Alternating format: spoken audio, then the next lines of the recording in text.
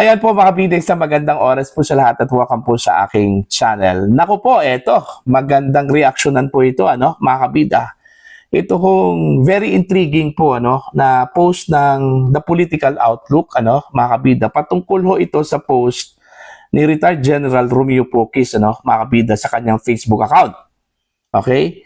Ang kanya pong paksa po dito, mga kabida, ay ito kong si Mary Grace Piatos. Okay? Kaya nasabi ko po na very intriguing po, dahil sa post po ni General Pocis, mga kabida, na pinick up po ng The Political Outlook, kinongratulate po niya at pinasalamatan pa, ito kong si Mary Grace Piatos, mga kabida. Okay? Naalala ko ba ninyo kung sino si Mary Grace Piatos?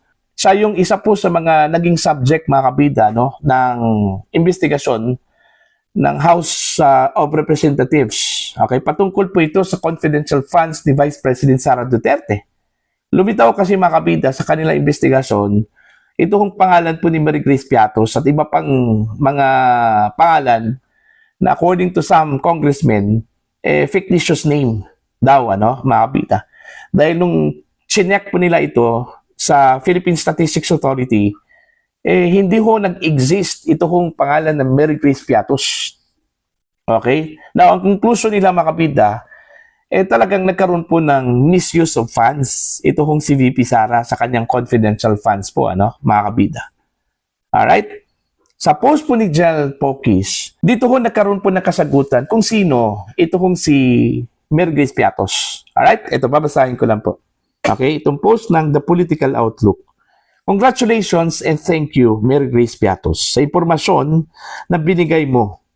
Siyak, hindi titigil ang mga dating kasamahan mo sa kilusan na makilala ka para mapanagot ka sa pagkamatay ng 19 na mga kasamahan nila sa Tuboso. Alright? Itong Tuboso, mga kabida, itong lugar kung saan po ay namatay itong 19 na mga hinihinalang miyembro po ng New People's Army sa isang enkwentro, okay, laban ho sa militar, mga kabida. Lately lang po ito nangyari. Alright? Now, kung pagbabatayan po natin itong post po ng The Political Outlook, lumabas ngayon na itong si Mary Grace Piatos pala ay isa hong dating miyembro ng New People's Army. At isa po ito sa mga instrumento po, mga kabida, na ginamit ng Office of the Vice President para sugpuin po, mga kabida, itong mga remnants po ng mga komunista dito ho sa bansa, mga kabida. So, sa madaling salita, yung paggamit po ng pangalan na Mary Grace Piatos doon ho sa confidential funds ni VP Sara, nagkaroon po ng saysay po, mga kabida. Alright? Lumitaw na alias po ang pangalan pero totoo po ang tao. Hindi lang po pwedeng gamitin po ang totoong pangalan dahil confidential nga, mga kabida, para mapangalagaan po yung seguridad po ng tao. Kung sino man po ito kung si Mary Grace Piatos po, At least nagkaroon po ng picture, okay, sa pagkatao po ni Mary Grace Piatos. Hindi po katulad po nung una, nung iniimbestigahan pa po, ng Kongreso, kung sino po ito kung si Mary Grace Piatos. At least sa post po, mga kabida, ni General Pocis, nagkaroon na po ng laman.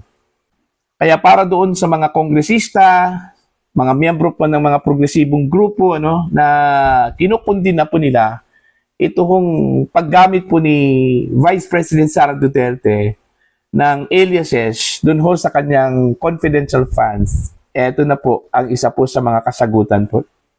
Okay? Now, ang tanong, mga kabida, hahabulin ba ninyo kung sino po ang totoong pangalan po, sa likod ng pangalang Mary Grace Piatos? Okay? Oh. 'Di ba? May saysay po, 'di ba? Kung bakit ginamit ang pangalan ng Mary Grace Piatos. Kung pagbabatayan po natin ang post po ni General Pocis, mga kabida. Oh, legit po ang paggamit po ng confidential funds ni VP Sara.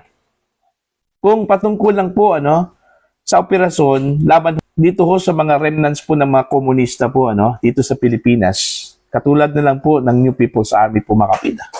na resurging ngayon, ano? Resurging ngayon matapos pong muntik ng na-wipe out po mga kabida nung panahon po ano, ni dating Pangulong Rodrigo Roa Duterte. See? Ngayon, ano na po ang masasabi po ng mga mambabatas po mga kabida? Ano na po ang masasabi ng mga progressive groups patungkol ho sa sinasabi ho nilang corruption sa confidential funds ni Vice President Sara Duterte? Dito ho sa pagbulgar ni General Pocis kung sino po si Mary Grace Piatos mga kabida. Di ba? Legit? Kung kayo, tatanungin mga kabida, okay? Kailangan bang ibulgar ni VP Sara yung totoong pangalan po ni Mary Grace Piatos para lang po for the sake of accounting and auditing, ano, mga kabida? Hindi po siguro, di ba? Sa mga ganyang bagay po mga kabida, hindi po pwedeng sunugin po ang totoong pangalan po ng mga recipients nitong confidential funds. Kaya nga tinawag na confidential funds yun eh. Kasi confidential in nature po, ano, mga kabida. Alright? Kumbaga, classified. Hindi ho pwedeng ibunyag.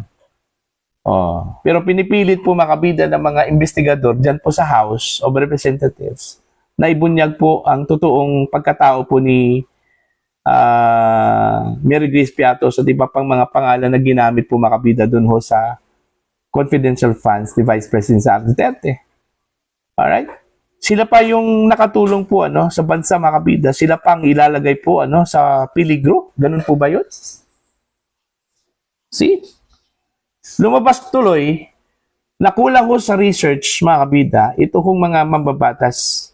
Alright? Ito hong mga nag-imbestiga po sa confidential funds ni VP Sara. Alright?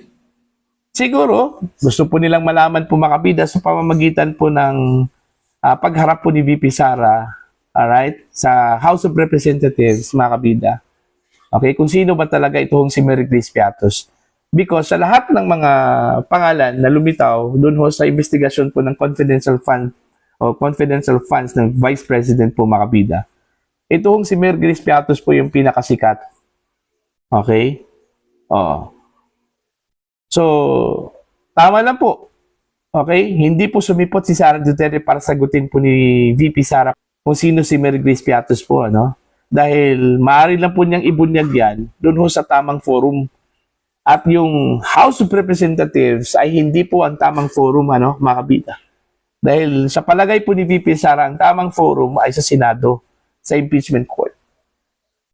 Kaya doon po sila magtutuos. Kaya kahit pa ano pang conclusion dyan sa ginagawang investigasyon po ng House Committee on Justice, okay, patungkol sa mga grounds ano, na ginamit po ng mga complainants para i-push itong impeachment complaints, mga kabida, hindi po yan sasagutin ni VP Sara dyan po sa level po ng House of Representatives. Particular na po sa Committee on Justice dahil mas nanaisin po nila mga kabida na magharap-harap po sila no, doon mismo sa impeachment court. For more details, doon ho sa mga pangalang ginamit po dyan po sa confidential funds ni VP Sara mga kabida. Okay? Abangan po ninyo ang impeachment trial po no, ni Vice President Sara Duterte at tiniyak po ng kanyang mga abogado. Okay? Doon po nila ilalatag yung kanilang mga ebidensya. Laban ho sa mga akusasyon na ibinabato po mga kabida against the Vice President. Ano? Okay? At doon po nila malalaman, okay, na wala hong kasalanan po, okay, ito hong si VP Sara Duterte, mga kabida.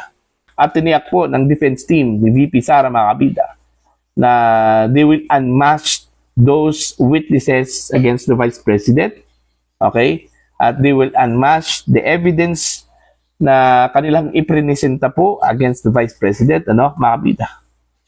Alright?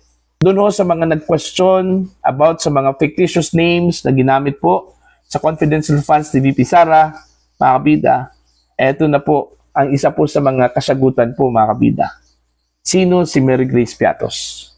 Alright? Si Mary Grace Piatos, kung pagbabatayan po natin sa post po ni General Pocis, siya po ay isang dating miyembro ng New People's Army, mga kabida, na tumulong sa gobyerno ano, para masugpo at at masawata po mga kabida. Ito ang kanyang mga kasamahan, ano, mga kabida, na naging anay po, ano, sa lipunan, mga kabida, ano po.